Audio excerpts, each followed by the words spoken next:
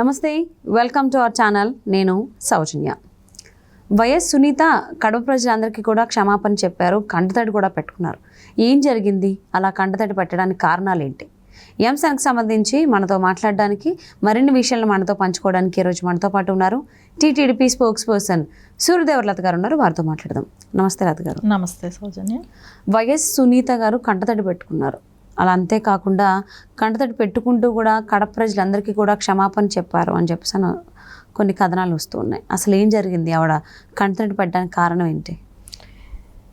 Obviously ఉంటుంది కదా బాధ. ఒక తండ్రి చనిపోయిన విధానాన్ని అంటే వాళ్ళకి ఇన్ని సంవత్సరాలైనా న్యాయం జరగకపోవటం, ఎవరైతే వాళ్ళ చుట్టాలనే వాళ్ళ బ్రదర్ కదా, ఓన్ బ్రదర్ లాంటి వాళ్ళే కదా, సో వాళ్ళ దగ్గర కూడా న్యాయం జరగలేదు.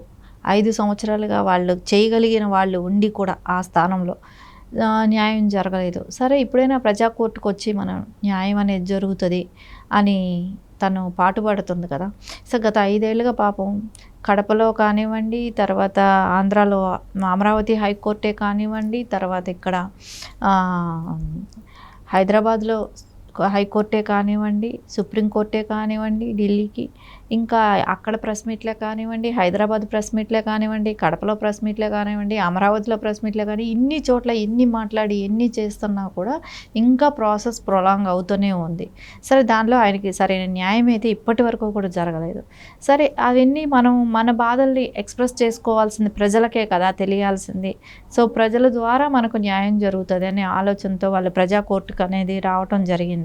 సరే, అక్కడికి వచ్చి వాళ్ళు చెప్పుకుంటున్నారు, కొన్ని మీటింగ్లకి అటెండ్ అయ్యారు, బహిరంగ సభలు పెట్టుకున్నారు. ఇవన్నీ జరిగిన తర్వాత ఇప్పుడు వాళ్ళు కోర్టుకు వెళ్ళటం, ఎవరు జగన్మోహన్ రెడ్డి కానివ్వండి, అవినాష్ రెడ్డి, వీళ్ళందరూ ప్లానే కదా అది జిల్లా అధ్యక్షుడు ఉంటారు కదా, కడప జిల్లా అధ్యక్షుడు సురేష్ రెడ్డి. సో ఆయన దగ్గర ఆయన మూలతో కేసు వేయించడం జరిగింది కడప కోర్టులో. అంటే వివేకానంద రెడ్డి గారి ఆయనకి జరిగిన ఇన్సిడెంట్ మర్డర్ కదా, హత్య కదా ఆయన్ని చేసింది. ఆ హత్య గురించి మాట్లాడకూడదు బహిరంగ సభల్లో ఎక్కడ మాట్లాడకూడదు. అంటే ఎవరెవరు మాట్లాడకూడదు, ఎవరు పేర్లు ఇచ్చారు వాళ్ళు అనుకుంటే అక్కడ సునీత గారి పేరు, షర్మిల గారి పేరు, నారా చంద్రబాబు నాయుడు గారి పేరు, లోకేష్ గారి పేరు, ఇప్పుడు పురంధరేశ్వరి గారి పేరు, పవన్ కళ్యాణ్ గారి పేరు ఇవ్వటం జరిగింది. అదేలాగా అక్కడ పులివెందుల నియోజకవర్గానికి బీటెక్ రవి అని ఆయన కంటెస్ట్ చేస్తున్నారు కాబట్టి ఆయన పేరు కూడా ఇవ్వటం జరిగింది.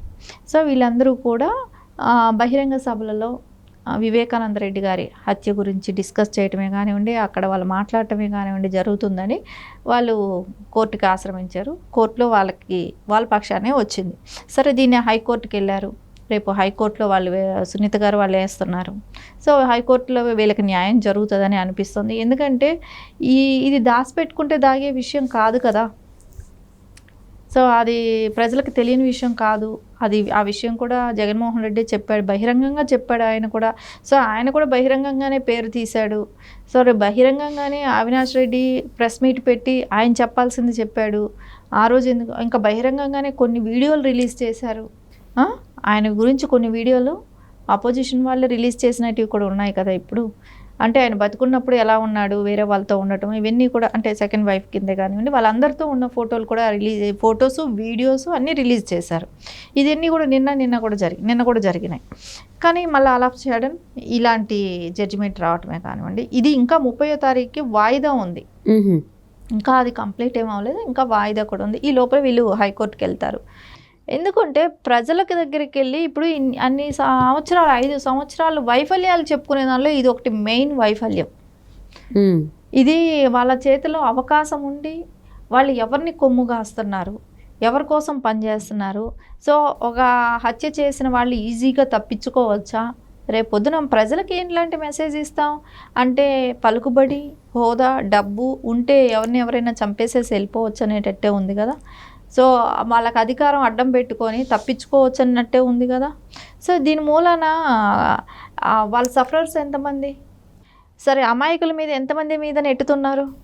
కొన్ని కేసులు మనం చూస్తున్నాం. ఇప్పుడు గులకరాయి ఇష్యూ చూద్దాం. సో అది అమాయకులైన పిల్లల మీద 307 పెట్టి వాళ్ళకి అటెంప్ట్ టు మర్డర్ కింద వాళ్ళని కేసు బుక్ చేసి వాళ్ళ భవిష్యత్తు ఎంత పాడైపోయింది. సో ఇట్లాంటివన్నీ చూస్తుంటే అధికార దాహమే కానివ్వండి, అధికారం అడ్డం పెట్టుకోవటమే కానివ్వండి, వీటన్నిటి మూలాన ఇబ్బంది పడే వాళ్ళు కొంతమంది ఉంటున్నారు. సో దాని మూలానే కోర్టున రేపు పొద్దున ఇది ప్రజా కోర్టుకి వెళ్ళాలి. సో ఇలాంటి ఇష్యూస్ అన్నీ డిస్కస్ జరగాలి. సో ఇంత దారుణమైన పరిస్థితులు జరిగినప్పుడు దాని మీద డిస్కషన్ జరిగితేనే కదా ఎవరికి ఓటేయాలి, ఎవరిది రైటు, ఎవరిది తప్పు, ఆ టైంలో ఎవరేం చేశారు, ఏం జరిగిందనేది తెలిసే అవకాశం ఉంటుంది. ఖచ్చితంగా దీని గురించి అయితే రేపు హైకోర్టు అయినా సరే ప్రజా డెసిషన్కి వదలాలి. సో ఇప్పుడు వీళ్ళు చెప్తారండి, చెప్పినంత మాత్రాన ఓటేయాలనేది ఉండదు కదా. సో వాళ్ళకి ఒక ఆలోచించుకునే అవకాశం ఇస్తారు కదా. సో వాళ్ళని ఏమి తీసుకెళ్ళి ఇంకు పెట్టి మీరు ఇక్కడ ఓటేయండి, ఇక్కడ బటన్ నొక్కండి అని అయితే చెప్పరు కదా ఓటర్స్ని. సో ఎందుకు ఈ విషయంలో మటుకు అదే నారా చంద్రబాబు నాయుడు గారిని చంపండి, కాల్చండి, పొడచండి అని మాట్లాడిన రోజులు, ఆ రోజు ఎందుకు ఈ కోర్టు ఇలాంటి డెసిషన్ తీసుకోలేదు? సో ఆ రోజు ఖండించాల్సింది ఉండేది కదా.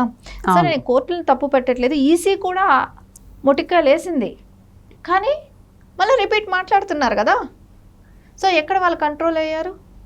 ఇదన్నీ ప్రజలకు తెలియదు అనుకుంటున్నారా?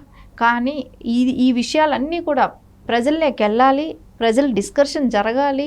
సో వాళ్ళకి చర్చించుకునే అవకాశం కల్పించి అప్పుడు ఓటుకి వాళ్ళకి వేసుకునే స్వేచ్ఛ వాళ్ళకి ఇవ్వాలి. అంతేగాని మీరు ఈ విషయం గురించి మాట్లాడకండి, ఈ విషయం గురించే మాట్లాడండి అని అంటే ఏంటి? వాళ్ళకి మాట్లాడుకునే స్వేచ్ఛ కూడా లేదా ఎవరికి? అంటే మాట్లాడుకునే స్వేచ్ఛ అంటే ఏంటి? మీరు అపోజిషన్ వాళ్ళని కొట్టండి, నరకండి, చంపండి, కాల్ చేయండి అని మాట్లాడటం కరెక్టు. వీళ్ళు మాట్లాడేది అదే కదా. వైకాపా నాయకులు అదే మాట్లాడతారు. వాళ్ళు వస్తే కొట్టండి, కాల్చిపడేయాలి ఇట్లా మాట్లాడినప్పుడు ఎవరు అప్పుడు ఎందుకు అందరూ ఊరుకున్నారు? సో ఈరోజు ఏదైతే హత్య జరిగిందో దాని గురించి డిస్కషన్ ఉండకూడదు అనే కండిషన్ ఏంటి? ఇది ప్రజలకి స్వేచ్ఛ అనేది లేకుండా పోయిందా? మనం ఎక్కడున్నాం? ఇండియాలో ఉంటున్నామా? ఏపీ రాష్ట్రంలో ఉన్నాం. మనం ఒకళ్ళ గురించి ఒక హత్య జరిగింది, దాని గురించి డిస్కస్ చేసుకునే ఇది కూడా లేదా? వాళ్ళు ఎవరైనా ఇంకొకరిని చంపమని ఏమైనా చెప్తున్నారా? లేదు కదా. ఇప్పుడు అదే సునీత కానీ, షర్మిల గారు కానీ వీళ్ళందరూ కూడా అవతలాల్ని చంపండి, కొట్టండి అని చెప్పట్లేదు కదా. వాళ్ళు ఏం చెప్తున్నారు? ఎంతసేపు ఎలా జరిగింది, అది ఎవరు అతన్ని కాపాడుతున్నారు, అతన్ని ఎందుకు పట్టుకోలేదు, హంతకుల్ని ఎందుకు కొమ్ముగాస్తున్నారు అనేది వాళ్ళ క్వశ్చన్. అవును, సునీత గారు కూడా అదే అన్నారు కదా, న్యాయం కోసం ప్రజా తీర్పు కోరుతుంటే నన్ను ఇబ్బందులు పెడుతున్నారు, ఈవెన్ నా పైన కేసులు కూడా పెడుతున్నారు ప్రచారం చేయకుండా అని కూడా ఆవిడ చెప్పడం జరిగింది, పేర్కొండ. ఖచ్చితంగా దాన్ని వాళ్ళు ఎందుకు ఖండిస్తున్నారు? వాళ్ళకి స్వేచ్ఛ లేదా? ఇప్పుడు నారా చంద్రబాబు నాయుడు గారు భయపడుతున్నారా వివేకానంద హత్యకు సంబంధించి? ఎందుకంటే ఇన్వాల్వ్మెంట్ ఉన్నాళ్ళే భయపడతారు.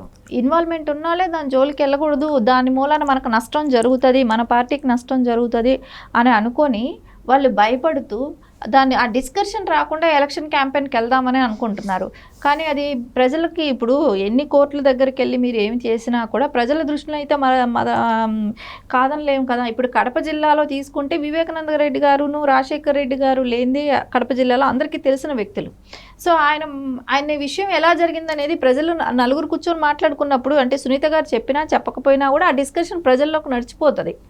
కాకపోతే వీళ్ళని ఎందుకు కంట్రోల్ చేస్తున్నారు? సరే వాళ్ళ తండ్రి గురించి వాళ్ళకు చెప్పుకునే హక్కు లేదా అనేది అయితే ఖచ్చితంగా మనకు అనిపిస్తుంది కదా. ఇప్పుడు ఆ కుటుంబంలో జరిగింది కాబట్టి కూతురుగా తనకు ఆ బాధ్యత ఉంటుంది కాబట్టి ఏం జరిగింది, ఎలా జరిగింది అనేది అయితే ఖచ్చితంగా తన ప్రజలకందరికీ తెలియపరచాలని అనుకుంటుంది కాబట్టి తనకు అవకాశం కల్పించండి. అది వివేకానంద హత్యకు సంబంధించి ఈ అంశాన్ని కొంతమంది బయటికి తీయద్దు అని చెప్పేసి వైకాపా వాళ్ళు కోర్టులో పిటిషన్ వేయడం జరిగింది. సో దానికి సంబంధించి తీర్పు, దానికి సంబంధించి అంటే సవాల్ చేస్తూ సునీత హైకోర్టు కూడా వెళ్ళబోతున్నారని తెలుస్తోంది. సో ఏం చేస్తుంది హైకోర్టు, ఎటువంటి తీర్పిస్తుందో చూద్దామండి. థ్యాంక్ యూ సో మచ్ లత గారు. Thank you.